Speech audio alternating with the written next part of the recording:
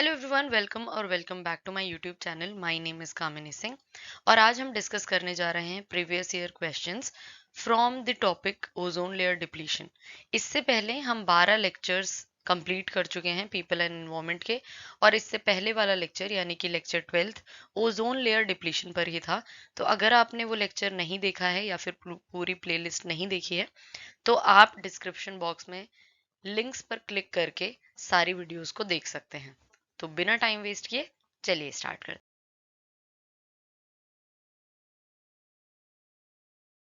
पहला क्वेश्चन पूछा गया था नवंबर 2021 के पेपर में, पेपर 1 में ये क्वेश्चन आया था। The global environmental issues of ozone depletion is due to the emission of, यानी कि ओजोन लेयर डिप्लीशन जो है वो इनमें से कौन सी गैस की वजह से हो रही है? Sulphur dioxide, chlorinated hydrocarbons, methane या फिर कार्बन डाइऑक्साइड।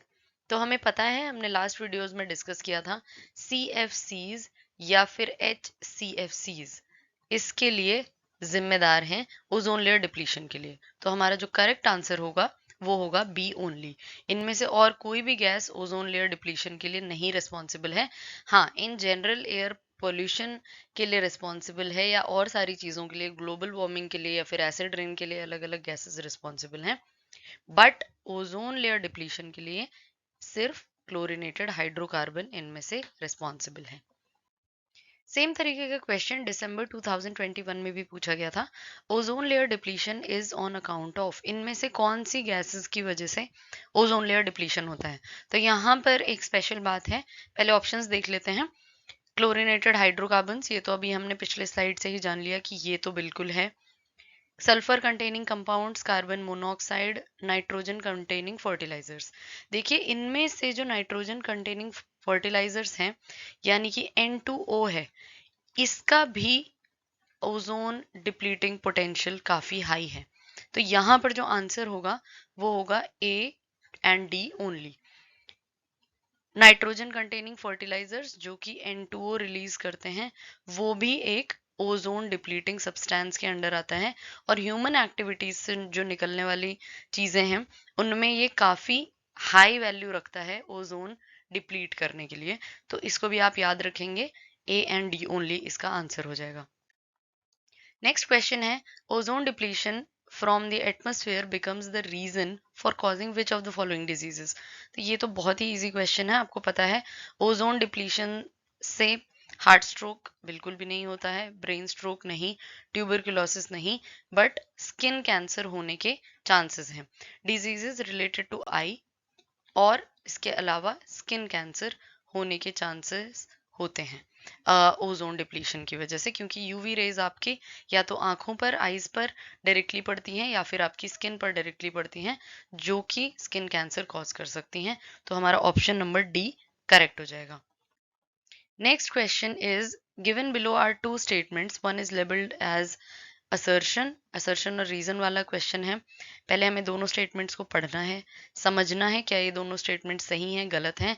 अगर सही हैं तो क्या आर करेक्ट एक्सप्लेनेशन है ए का, फिर हमें ऑप्शंस को पढ़ के अपना आंसर देना है। तो ए स्टेटमेंट कह रही है, ground level concentration of ozone decreases at night, यानी कि रात में जो ग्राउंड लेवल ओजोन है यानी कि ट्रोपोस्फेरिक ओजोन है, जिसके बारे में हमने लास्ट वीडियो में, जो सेकेंडरी पॉल्यूटेंट्स की वीडियो थी, उसमें पढ़ा था, ओजोन है उसका जो कॉन्सेंट्रेशन है वो रात में कम हो जाता है। तो बिल्कुल सही स्टेटमेंट है, क्योंकि ट्रोपोस्फेरिक ओजोन यानी कि ये जो पॉल्यूटेंट है, ये बनने के लिए हमें सनलाइट ज़रूरी है। जो रिएक्शन होता है नॉक्स के बीच में यानी कि नाइट्रोजन ऑक्साइड्स और VOCs के बीच में, उसके लिए सनलाइट की ज़रूरत होती है। तो रात में जो कॉन्सेंट्रेशन है वो कम हो जाता है, बिल्कुल सही स्टेटमेंट है। Ultraviolet radiations photolyses the ozone into other components, बिल्कुल अल्ट्रावायलेट रेडिएशंस की हमें ज़रूरत होती है, जो कि कंपोनेंट्स को तोड़ता है और फिर ओजोन बनाने में हेल्प करता है। तो हमारा करेक्ट आंसर हो जाएगा, both A and R are correct and R is the correct explanation of A. Next question, which one among the following diseases is not cause due to exposure to ultraviolet radiations? इनमें से कौन सी disease है जो कि UV radiations से expose होने पर नहीं होती है? ये नवंबर 2021 में पूछा गया क्वेश्चन है। पहला ऑप्शन है ब्रोंकाइटिस, दूसरा है मेलानोमा, ऑक्यूलर डैमेज या फिर एराइथेमा। देखिए ऑक्यूलर डैमेज आई से रिलेटेड है, राइट? तो ये डिजीज मैंने बोला था आई से रिलेटेड डिजीजेस होती हैं। मेलानोमा एक तरह का स्किन कैंसर है, एक तरह का स्किन कैंसर है, तो स्किन कैंसर भी होगा। एंड एराइथेमा जब आपकी स्किन में रेडनिंग हो जाती है, सीवियर रेडनिंग हो जाती है ड्यू टू काफ़ी सारी डिजीजेस, अलग अलग नाम है डिजीजेस के।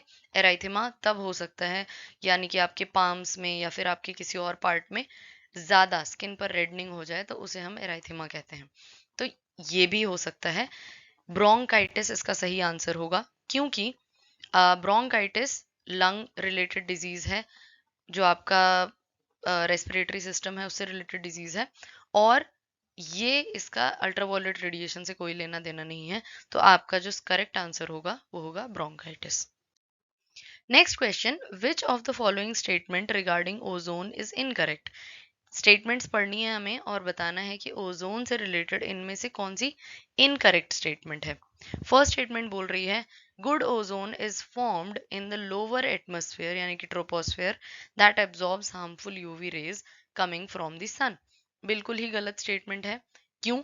क्योंकि गुड ओजोन जो है वो स्ट्रेटोस्फेयर में होती है, और जो इसका काम दिया हुआ है कि वो यूवी रेडिएशंस एब्जॉर्ब करती है वो स्ट्रेटोस्फेयर में होता है। ट्रोपोस्फेयर में बैड ओजोन पाई जाती है। देखिए इस तरीके के क्वेश्चन में हमेशा सारे ऑप्शंस पढ़िए, क्योंकि पहला तो बिल्कुल गलत है, लेकिन क्या और भी ऑप्शंस गलत हैं ये देख लेते हैं। Bad ozone is present in the upper part of atmosphere यानी कि स्ट्रेटोस्फेयर। अब ये स्टेटमेंट भी गलत है, क्योंकि बैड ओजोन जो है वो आपके ट्रोपोस्फेयर यानी कि लोअर एटमॉस्फेयर में पाई जाती है, और ये हार्म करती है प्लांट्स और एनिमल्स को, ये एज अ पॉल्यूटेंट एक्ट करती है। तो ये स्टेटमेंट भी गलत है, यानी कि करेक्ट आंसर जो होगा इसका वो होगा बोथ ए एंड बी। ये दोनों ही स्टेटमेंट्स गलत हैं। लास्ट है नन ऑफ द अबव, यानी कि इनमें से कुछ भी गलत नहीं है, तो ऐसा बिल्कुल नहीं है। सी ऑप्शन हमारा करेक्ट हो जाएगा। Next question was asked in November 2021। अब आप मेरे से नवंबर 2021 काफ़ी बार सुन चुके हैं इस वीडियो में, बट इसका मतलब ये नहीं कि ये एक ही पेपर में आए हैं। ये अलग अलग सब्जेक्ट के अलग अलग पेपर 1 में आए हैं और अलग अलग सेट्स में आए हैं। तो ये अलग अलग पेपर के क्वेश्चंस हैं, एक ही पेपर के सभी क्वेश्चंस नहीं हैं। अब ये क्वेश्चन है जिसमें हमें लिस्ट 1 को लिस्ट 2 से मैच करना है। लिस्ट 1 में ओजोन डिप्लीटिंग सब्सटेंसेस के नाम दिए हुए हैं, फॉर्मूला दिया हुआ है और नेम दिए हुए हैं लिस्ट 2 में, इन्हें मैच करना है। अब देखिए अगर आपका केमिस्ट्री से बैकग्राउंड नहीं है तो आप इस क्वेश्चन को देख के बिल्कुल घबरा सकते हैं, आपको लगेगा आपसे ये क्वेश्चन नहीं होगा, पर इसको सिंप्लीफाई करते हैं। इनके फुल फॉर्म्स देखते हैं। हाइड्रो क्लोरो, क्लोरो का मतलब क्लोरीन, फ्लोरो का मतलब फ्लोरीन और कार्बन का मतलब कार्बन। ये है हाइड्रो फ्लोरो यानी कि F और कार्बन। ये है क्लोरो फ्लोरो कार्बन। अब अगर आपने ये कर दिया या आपने फुल फॉर्म देख लिया एक बार तो बहुत ही हो जाएगा इजी ये क्वेश्चन। हाइड्रो क्लोरो फ्लोरो कार्बन में हाइड्रोजन भी होना चाहिए, क्लोरीन भी होना चाहिए, फ्लोरीन भी होना चाहिए और कार्बन भी। तो बी का फर्स्ट से मैच होगा। देखिए इन्होंने ऑप्शंस बहुत इजी कर रखे हैं, तो बी का फर्स्ट सिर्फ एक ही ऑप्शन है, तो आप डायरेक्टली भी टिक कर सकते हो कि इसका ऑप्शन नंबर बी करेक्ट है। लेकिन अगर आपको चेक करना है तो आप देख लेते हैं एक और, थर्ड जो है हाइड्रोफ्लोरोकार्बन। हाइड्रोजन है, फ्लोरीन है और कार्बन है, यानी कि ए का थर्ड, ए का थर्ड। फिर CFC क्लोरोफ्लोरोकार्बन, क्लोरीन होना चाहिए, फ्लोरीन होना चाहिए, कार्बन होना चाहिए, बिल्कुल। फोर्थ का C, और लास्ट जो बच गया D का 2, यानी कि ये हेलोन्स में आ जाएगा। तो आपका इस तरीके से ये करेक्ट आंसर आप देख सकते हैं। ऐसे क्वेश्चंस को देख के घबराना नहीं है, बस फुल फॉर्म्स को याद रखना है ताकि हम ये क्वेश्चन को इजीली कर पाए। नेक्स्ट क्वेश्चन बहुत ही आसान है, दिसंबर 2019 में पूछा गया था। The Montreal protocol refers to, Montreal protocol इनमें से किसको रेफर करता है? Cooperation among UN members countries to combat climate change, क्या उसमें क्लाइमेट चेंज की बात की गई थी? नहीं। Phasing out the consumption and production of ozone depleting substances, ये जो मॉन्ट्रियल प्रोटोकॉल है ये ओजोन लेयर डिप्लीशन से रिलेटेड है। ये आप याद रखिएगा, इस तरीके के क्वेश्चन आते हैं।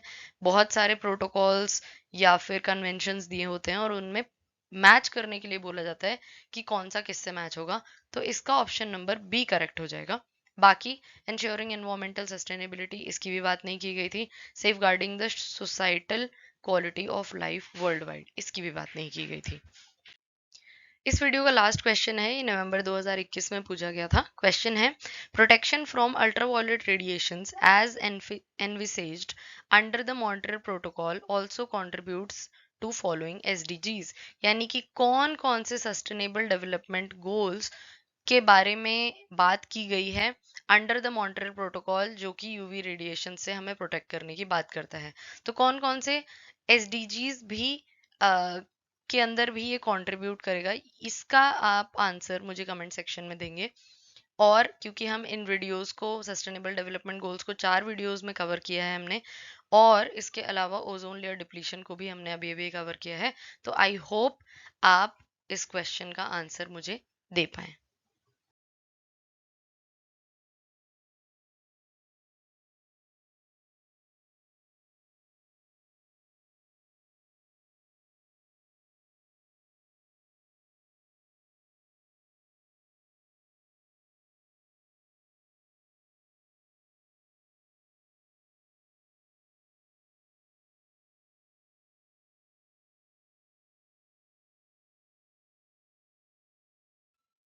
Thank you so much. अगर आपने वीडियो एंड तक देखा है तो, अगर आपको वीडियो पसंद आया है तो प्लीज़ लाइक करें, शेयर करें अपने फ्रेंड्स के साथ जो भी नेट एग्जामिनेशन की तैयारी कर रहे हैं, और कमेंट करके अपना करेक्ट आंसर ज़रूर मुझे बताएं, और अपना फीडबैक भी मुझे दे सकते हैं।